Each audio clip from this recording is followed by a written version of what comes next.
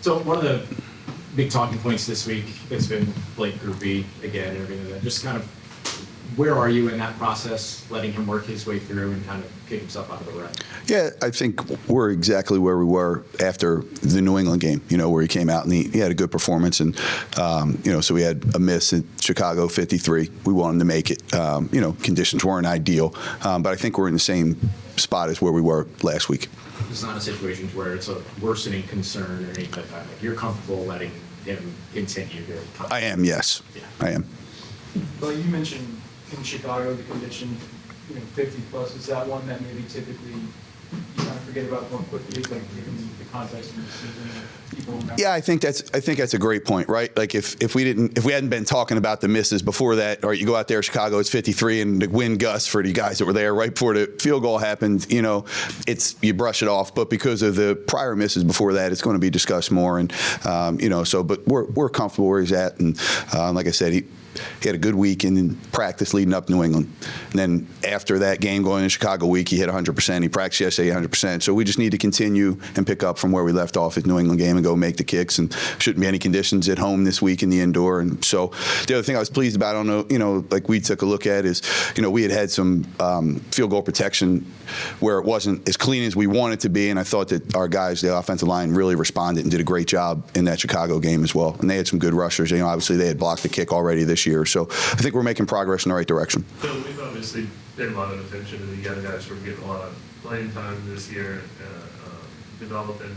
Is there anybody who, a lot of stats show out, like when you guys are reviewing the film, young players who are making a really big impact on your units that stand out and deserve the attention for what they're doing?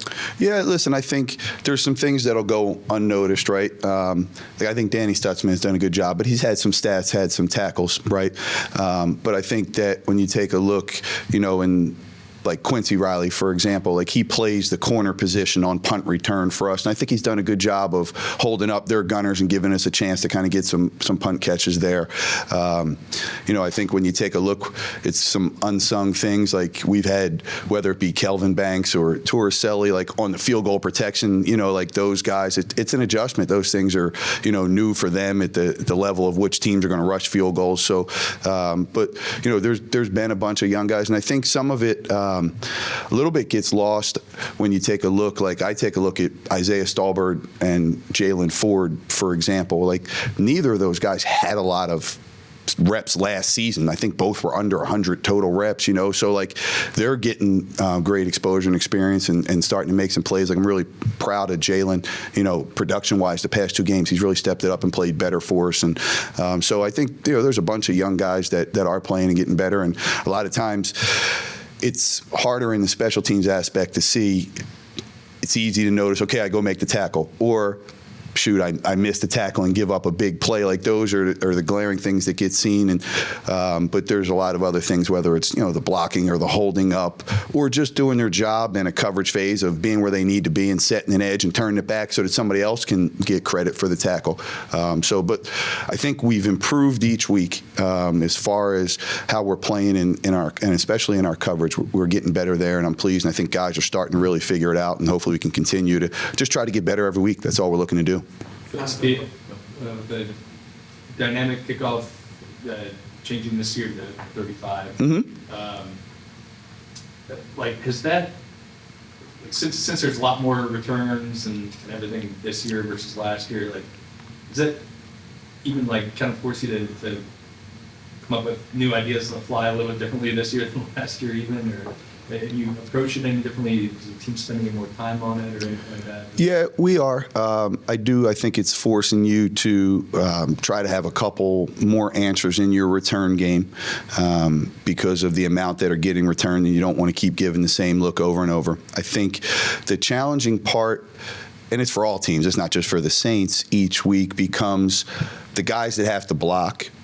trying to get them in the proper matchups, right? Because that's one of the things on kickoff we do. If you ever notice, like we move guys around in different spots so that we're trying to get a matchup favorable for us. And so like when you're on kick return, all of a sudden you'd really prefer not to have one of your safeties blocking one of their bigger, D end or edge players. So that's where like the creativity and also being able to be sound and everybody understanding what we need to do schematically, but also trying to put them in a favorable matchup that they're able to have a chance to have success in the blocking scheme. And each week that changes because really from a KOR standpoint, you have to adapt to what the kickoff team puts out there.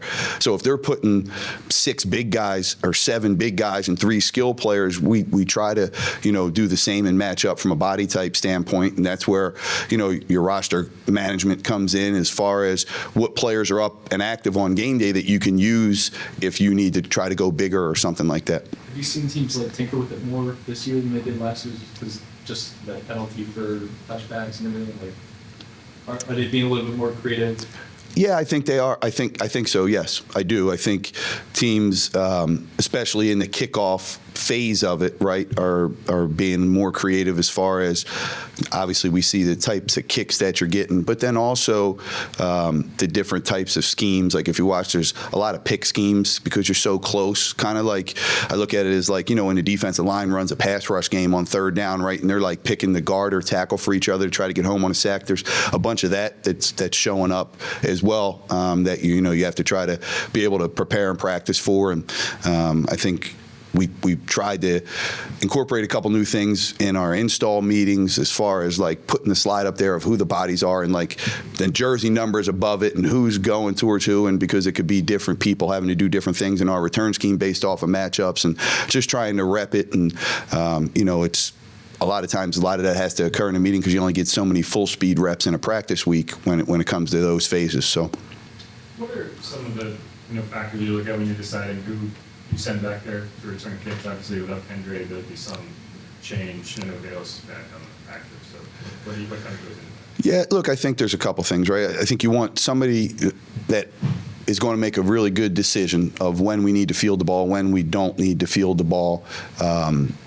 You have to be able to literally field the ball, right, with the different kicks that are coming. So those things are critical. And then you're also looking, obviously, for somebody who has the ability to make a positive play in the return game, whether it be because of speed or being able to break a tackle or something like that. And then, the other fact that comes into it too is you have to have guys back there that also are able to block, because the guy who doesn't catch the ball is going to have to be able to block one of those guys coming down there. And again, schematically we try to do our best to put him on a matchup that's going to be somebody that's one of their, we perceive as like their guy playing the safety, so he doesn't have to go try to take on a big guy. So there's a lot of factors that go into it. And then again, it goes back to who do you have up on game day to be able to give you all those things from the 48 you have available.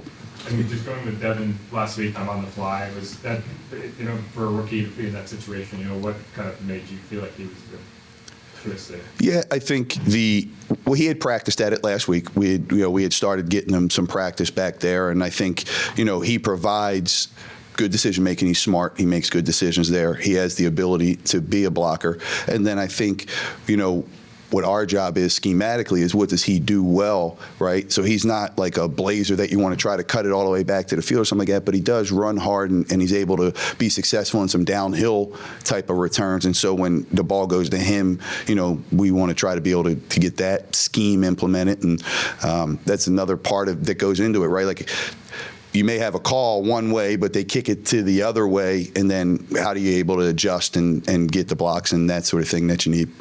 In recent weeks, Nephi has been available for your special team side. Just how much value does he bring as somebody that's been part of this team? Yeah, look, I think Nephi brings a ton of value for us. He's kind of like a calming force. He's been and played a lot of football, special teams wise. He understands it. He's very smart, and he kind of helps put all of it together. He's very good in the punt protection game for us. And then he gives you, another guy that does a good job in coverage. And I think that is the the experience factor, when we started this talking about the young guys, that they're gaining on special teams is so different than anything that they've been accustomed to in college. And really the only way that you kind of get better at it is by doing it. So you're going to have some good plays, you're going to have some mistakes, and that's the thing we're just trying to do a good job of, is pointing out, all right, well, here was a mistake, how do we correct it? Here was good, how do we continue to do it good from a special team standpoint? And there's only so many snaps in the preseason that some of these young guys got, and in the preseason it's really, really vanilla from a special team standpoint. Is to there's not a lot of schematic stuff that's going on, so it's a learning curve for them, and I think we're doing our best to get them ready to go.